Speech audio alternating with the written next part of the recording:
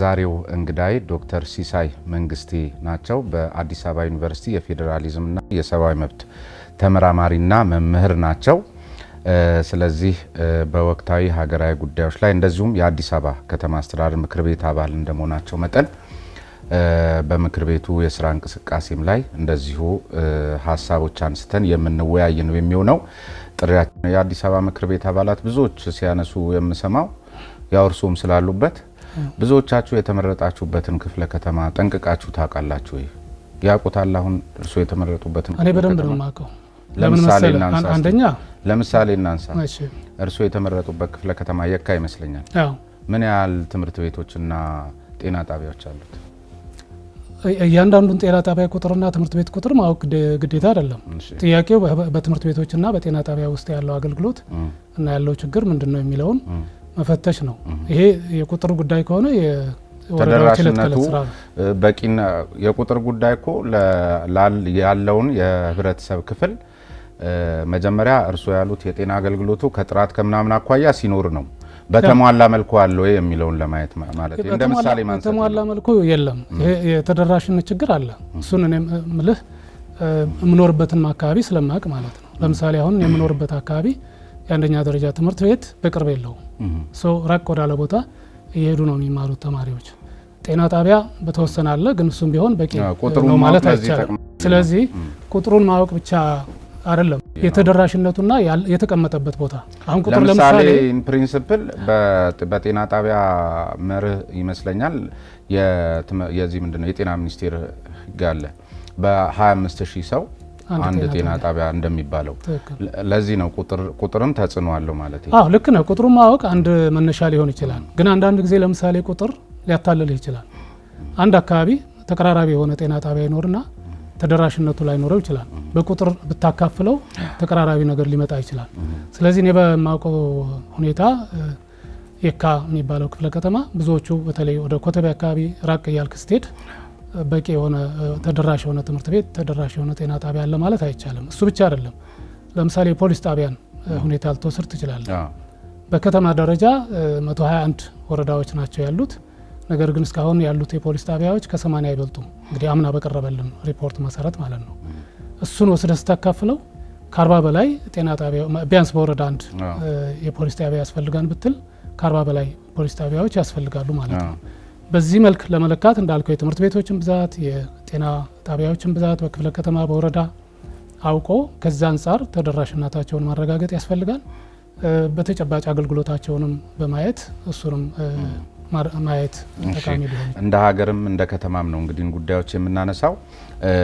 ይቺ ሀገር በርካታ የተወሳሰቡ ችግሮች ያሉባት ሀገር እንደመሆኗ መጠን በሌሎች የዓለም ሀገራት ተሞክሮ እንደምናየው የምሁራን ሚና በተለይ እንደዚህ አይነት ችግር በገጠመ ጊዜ በተደራጀና በደንብ ዘላቂ መፍትሄ ለሚያመጣ በሚችል ሁኔታ ምሁራኖች ሀሳባቸውን አስተያየቶቻቸውን ቀምረው የሚሰጡበትና የተሻለ ሀገር ለመፍጠር ትልቅ ተሳትፎ የሚያደርጉበት ሁኔታ እንዳለ ብዙዎች ይናገራሉ። በእኛ ሀገር ተጨባጭ ሁኔታ ግን ምሁራን በተለይ እንደዚህ የሆነ ነገር ችርቻሮ ንግድ ይመስል የሆነ ነገር ግንፍል ብሎ ሲወጣ ብቻ እሱን እየተከተሉ ሀሳብ መስጠት የሚል ነገር ይነሳል። እርሶም በዚህ በማጫጫ ፖለቲካ የማትረፍ ዝንባሌ ያላቸው የሚል ነገር ይነሳቦታልና እዚህ ላይ ሀሳብ ይስጡኝ። ማሳያዎች አነሳለሁ። ማሳያዎችን ታነሳ ትችላለህ። በእኔ በኩል የማትረፍ ዝንባሌ የሚለው ነገር አይሰራም። ምን ላተርፍ፣ ምን ላገኝ? እኔ አንድ ግለሰብ ነኝ፣ አስተማሪ ነኝ። በሙያዬም አስተምራለሁ፣ እመራመራለሁ። በቃ ኑሮዬም በዛ ላይ የተመሰረተ ነው። ከዚያ ያለፈ ሌላ ነገር ለማግኘት የማስጮህበት ምንም ምክንያት የለም። የማነሳቸው ሀሳቦች ተጨባጭ የሆኑ የሀገሪቱን ችግር የሚገልጹ ከከተማውን ጋር ከተያያዘ የከተማውን ችግር የሚዳስሱና መፍትሄ የሚሹ ናቸው።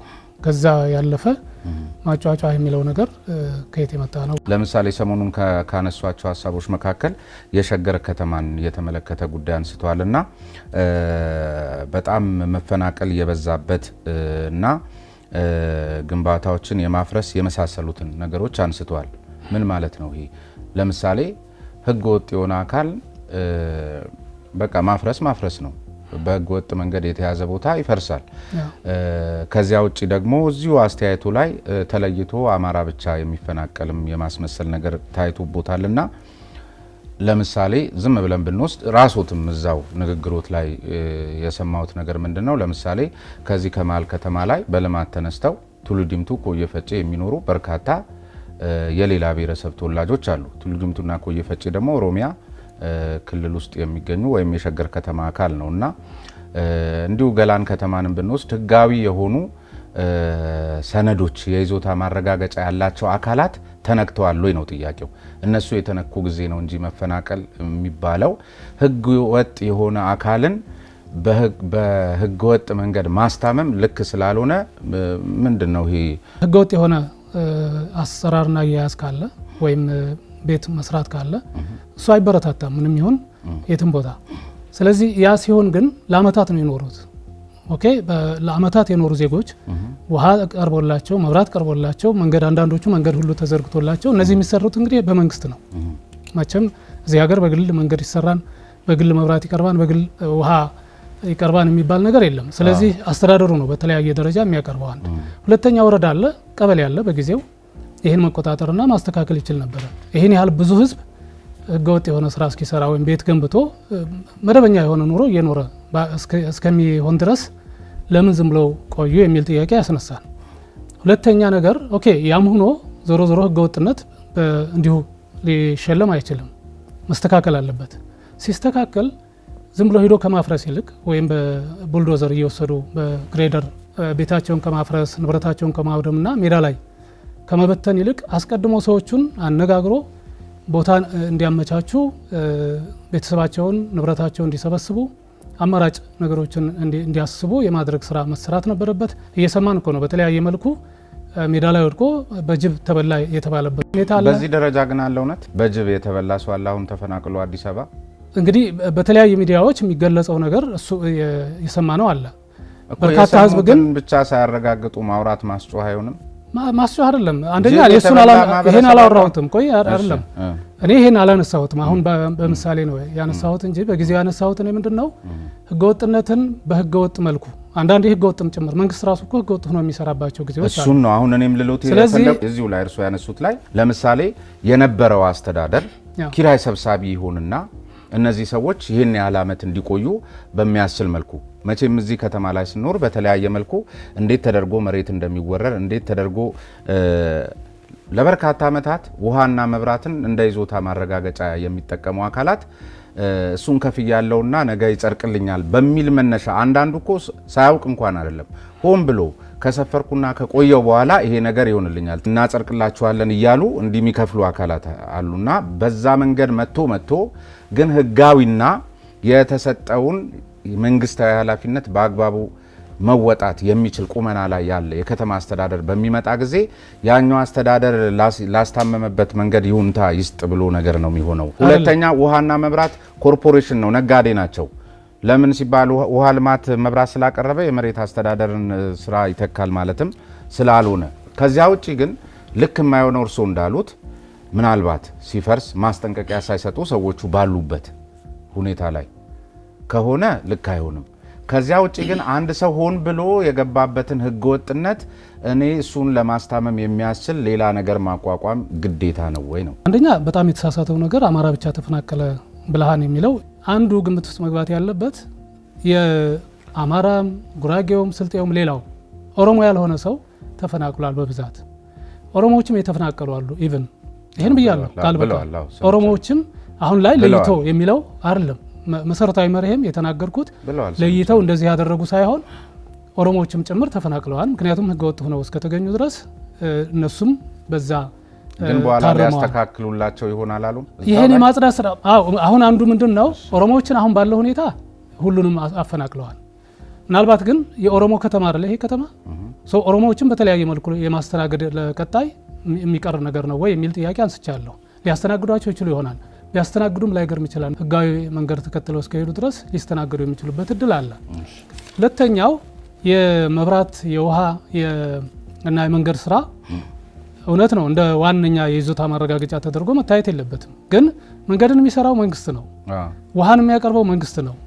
መብራትን የሚያቀርበው መንግስት፣ የመንግስት ተቋማት ናቸው። እነዚህ ተቋማት ደግሞ ዝም ብለው አይደለም ግለሰብ ሄዶ ስለጠየቀ የሚሰጡት። የመጀመሪያው የሚያረጋግጡት ወረዳው ለዛ ቦታ መጠየቅ እንትን ይሰጣል። ደብዳቤ ወይ ማስረጃ የሚሰጥበት ሁኔታ አለ። መንገድ ለመዘርጋት ግለሰቦች ስለጠየቁ አይደለም መንገድ የሚዘረጋው፣ ወረዳው ሲጠይቅ ነው ወይ ዞኑ ሲጠይቅ ነው። ስለዚህ እነዚህን ስራዎች ካየህ መንግስት በወቅቱ የነበረው የመንግስት አካላት አውቋቸው የሚሰሩ ናቸው። ያ መንግስት አካል አንዱ የሚያስኬደውና ትክክል የሚሆነው በጊዜው የነበሩት በስልጣን ላይ የነበሩት አካላት ኮራፕትድ ቢሆኑ ወይም አቢዩዝ አድርገው ቢሆን ማለት ስልጣናቸውን አላግባብ ተጠቅመው በጉቦ ሊሆን ይችላል፣ በተለያየ መልኩ ጥቅም አግኝተው እነዚህን ህገወጦች ሁሉ ታግሰዋቸው ሊሆን ይችላል። እንደሱ ከሆነ ይሄን በግልጽ የሚያወግዝና የሚያጋልጥ ስራ መንግስት ሲሰራ አልሰማንም። ከሸገር ከተማ ምስረታ ጋር የሚያገናኘው ነገር አለ? ይሄ አሁን ይሄ መፈናቀሉ መነሳቱ አንድ፣ ሁለተኛ ሸገር ከተማ በራሱ አዲስ ነገር ነው ወይ የነበረ ልዩ ዞን እንጂ ወይ በአደረጃጀትና የስም ለውጥ ካልሆነ በስተቀር ሰሞንኛ ፖለቲካ እኔ እሱን በሱ መልክ ለምን ሰውም እንደቃኘው አይገባኝም። እኔ በሱ መልክ አይደለም የተረዳሁት። እስከማውቀው ድረስ ሸገር ከተማ የሚለው እንዳልከው የፊንፊኔ ልዩ ዞን ይባል የነበረው መዋቅር የገጠሮችንም ይዞ ነበረ፣ ከተሞችንም ያስተዳድር ነበር። ስለዚህ አሁን ገጠሮችና ከተሞችን የመለየት ስራ ተሰርቷል። እየተረዳሁት እንደሱ ነው። ስለዚህ በአዲስ አበባ ዙሪያ ያሉ ከተሞች፣ የኦሮሚያ ከተሞች በአንድ ላይ አንድ ከተማ መስርተው እንዲቀጥሉ፣ ገጠሮች ደግሞ ወደ የዙሪያቸው ወዳሉ ዞኖች እንዲካተቱ የማድረግ ስራ የተሰራ እንደሆነ ነው የሚገባኝ። ስለዚህ አዲስ ነገር አይደለም። ሌላ በዚህ በፓርቲና በመንግስት መርህ፣ አንዳንዱ ደግሞ በአሰራር ስርዓትም እንደ ምክር ቤት የምክር ቤት የአሰራር ስርዓቶች አሉ ያቋቸዋልና በፓርቲ ደረጃ እዚያው ተነጋግራችሁ ሊቀሩ የሚገባቸው ጉዳዮች እዛው ሂሳችሁን አድርጋችሁ ሊቀሩ የሚገባቸው ሚስጥሮች ሊኖሩ ይችላሉ። እንደ ምክር ቤትም በምክር ቤት ውስጥ ብቻ ተነጋግራችሁ የሚቀሩ ነገሮች አሉና እርስዎ ብዙ ጊዜ ብዙዎቹን ነገሮች በአደባባይ የሚያወጡት ነገር አለ። እሱ ህዝበኝነት አይሆንም ወይ? ከአሰራር ስርዓት አኳያ ልክ አይደለም ወይ? ህዝበኝነት የሚለው እኔ ህዝብ ደግፎኝ ምንድነው የማገኘው? የተለየ ነገር ማገኘው ነገር የለም። አንድ መታወቅ ያለበት ህዝብ ተቃውሞኝም ጠልቶኝም ማጣው ነገር የለም። ምክንያቱም እንዳልኩ በሙያ ነው የምሰራው የምኖረው። ከዛ ያለፈ ወደ ፖለቲካ ስልጣን ለመምጣት ወይም ወደ የሆነ ጥቅም ለማግኘት ከህዝብ የምሰራው ስራ ስለሌለ እሱ አይሰራም፣ ትክክልም አይደለም። ሁለተኛው በፓርቲ ችግሮች ታይተው በዛ ላይ መፍትሄ የማያገኙበት የሚለው ነገር አንደኛ እኔ የፓርቲ አባል አይደለሁም። ስለዚህ አሁን እያልኩ ያለሁት እኔ የብልጽግና አባል አይደለሁም። መጀመሪያውም ወደ ያው እንግዲህ ምክር ቤቱን ወክዬ አይደለም ሀሳብ የምሰጠው የግሌን እና ትዝብቴን ነው የሚሆነው። ያው አሁን ሁለተኛ ዓመቱን ይዟል፣ ምናልባት አንድ ዓመት ተኩል ሆኖታል። ስለዚህ ከአጀማመሩ ጥሩ ነው። በእውነቱን ለመናገር ሰው ሀሳቡን የሚገልጽበት ስሜቱን የሚያንጸባርቅበትና የህዝብን ውክልና ይዞ ችግሮችን እያነሳ አስፈጻሚው አካል ምላሽ እንዲሰጥ የሚያደርግበት ሁኔታ አለ። እንደዛም ሆኖ ያው የራሱ ውስንነቶች አሉበት። አንደኛ ጊዜውን ጠብቆ የዓለም ጉባኤዎች ጊዜያቸውን ጠብቀው ያለመሄድ ሁኔታ አለ። በሱ ምክንያት መገናኘት ባለብን ጊዜ ሳንገናኝ የምንቀርበት፣ በጊዜው መነሳት ያለባቸው ጉዳዮች ሳይነሱ ይቀሩና ተደራርበው ወደ ሌላው ጉባኤ የሚሄዱበት አጋጣሚ እንዳለ ታዝቤያለሁ። ከዛ ባሻገር እንግዲህ ያው ገና የዲሞክራሲ ልምምድ ላይ ያለ አስተዳደር ያለ ምክር ቤት ስለሆነ ከዚህም በላይ የተሻለ መስራት ይችል ነበረ። ግን ገና በተለያዩ ምክንያቶች የተጠናከረ ስራ ሰርቷል ለማለት የሚያስችል አይመስለኝም። እርስዎ ከመረጡት የክፍለ ከተማ ማህበረሰብ ጋር በዚህ 2 ዓመት ውስጥ ለምን ያህል ጊዜ ተገናኝታችሁ ታውቃላችሁ? ያው እንግዲህ እንደ ነዋሪ እዛው ህዝቡ ጋር ነው የምኖረው። ስለዚህ የተለያዩ አጋጣሚዎችን የተለያዩ ሁኔታዎችን ህዝቡ ጋር ነው የምታዘበው ማየውም። የህዝቡን መታዘብ ሳይሆን ህዝቡን በተደራጀ መንገድ በምክር ቤቱ የአሰራር ስርዓትና ምግባር መሰረት ልክ አሁን እርስዎ ምክር ቤቱ ጊዜውን ጠብቆ ጉባኤዎችን ባለማድረጉ ምክንያት የሚፈጠሩ ችግሮችን እንዳነሱት ሁሉ እያንዳንዱ የምክር ቤት አባልም ከመረጠው ማህበረሰብ ጋር ፎርማል በሆነ መልኩ ተገናኝቶ የመረጠውን ህዝብ ስሜትና ሀሳብ አዳምጦ ወደ ምክር ቤቱ ወስዶ ማንጸባረቅ የሚጠበቅበት መሆኑ መርህም ነው፣ የአሰራር ስርዓትም ነው። በዚህ ደረጃ የመረጡትን ማህበረሰብ ሰብስበው አወያይተው በምን ጉዳይ ላይ ከተወያያችሁ እንደዚህ ነገር አድርገው ያውቃሉ? በእኛ በኩል አሁን ልክ ለምሳሌ ህዝብ ተወካዮች ምክር ቤት እንደሚያደርገው አይነት የእረፍት ጊዜ ኑሮ ወይም መደበኛ ቋሚ ስራም ሆኖ እዚህ ቆይተው ከዛ በሚኖራቸው እረፍት ጊዜ ሄደው የመረጣቸውን ህዝብ ያገኛሉ። እኛ ጋር እዚሁ አብረን ስለምንኖር አብዛኛውን ጊዜ ከወረዳዎችም ጋር በየጊዜው ስለምንገናኝ በተለያዩ መድረኮች የተለያየ መልክ ሊኖራቸው ይችላል። የህዝቡን ስሜት የምናውቅበት የህዝቡን ችግር የምንረዳበት ሁኔታ ስላለ ፎርማል የሆነ ለዚህ ለምክር ቤት ስብሰባ ማነጋገር አለብን ብለን ጠርተን አናቅም። ማለት ወረዳዎችም በዛ መልክ ያደራጁበት የለም። እኔ ብቻ ሳልሆን ሁሉም የምክር ቤት አባላት በዛ መልክ ሰብስበው ያወያዩ መሆናቸውን እርግጠኛ አይደለሁም። ግን የመረጣችሁን ማህበረሰብ ሲመርጣችሁ ስሜቱን ድምጹን እንድታሰሙለት ነው። ስለዚህ መሰረታዊ ችግሮቹን አሁን እርስዎ በሚሉኝ መልኩ ከሆነ አንዳንድ ጊዜ አሉባልታና ሀሜት ነው የሚሆነው። በተደራጀ መልኩ ማለት አጠቃላይ የመረጡት ክፍለ ከተማ መሰረታዊ ችግሮችን ግን ነቅሶ ለማውጣት ወረዳዎች ከሚሰጡት ሀሳብ ባሻገር እንደዚህ ህዝቡን ማግኘት ግን ተገቢ አልነበረም። ልክ ነህ፣ እውነት ነው። ከዚህ በፊት ያለ ልምድ በሱ መልክ የተሄደበት አይመስለኝም። አሁንም እኛ በዛ መልክ ገፍተን ስለመሄዳችን እንትን አይደለሁም። ለምን አንደኛ እንዳልኩህ እዛው ኗሪ ስለሆን ምናልባት ታሳቢ የተደረገው አብረንም ስለምንኖር ስንወጣም ስንገባም ስለምናገኝ እንደገና በወረዳ የተለያዩ ስብሰባዎችን ቢሆን እንገኛለን። የህዝቡን ስሜት እናውቃለን። እንዳልከው ግን ፎርማል የሆነ የምክር ቤት አባላት የሚገኙበት ስብሰባ ጥሩልንና ህዝቡን እናወያይ፣ ህዝቡም ለኛ ሀሳብ የሚለውን ነገር ያቅርብ ብለን የሄድንበት ሁኔታ የለም። የአዲስ አበባ ምክር ቤት አባላት ብዙዎች ሲያነሱ የምሰማው ያው እርሶም ስላሉበት ብዙዎቻችሁ የተመረጣችሁበትን ክፍለ ከተማ ጠንቅቃችሁ ታውቃላችሁ? ያውቁታል? አሁን እርሶ የተመረጡበትን እኔ በደንብ ነው የማውቀው። ለምሳሌ እናንሳ። እርሶ የተመረጡበት ክፍለ ከተማ የካ ይመስለኛል። ምን ያህል ትምህርት ቤቶችና ጤና ጣቢያዎች አሉት? እያንዳንዱን ጤና ጣቢያ ቁጥርና ትምህርት ቤት ቁጥር ማወቅ ግዴታ አይደለም።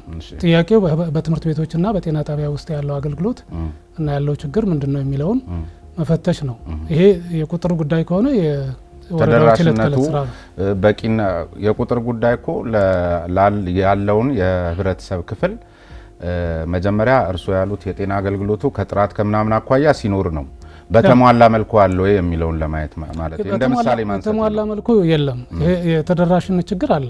እሱን እኔ ምልህ የምኖርበትን አካባቢ ስለማቅ ማለት ነው። ለምሳሌ አሁን የምኖርበት አካባቢ የአንደኛ ደረጃ ትምህርት ቤት በቅርብ የለውም።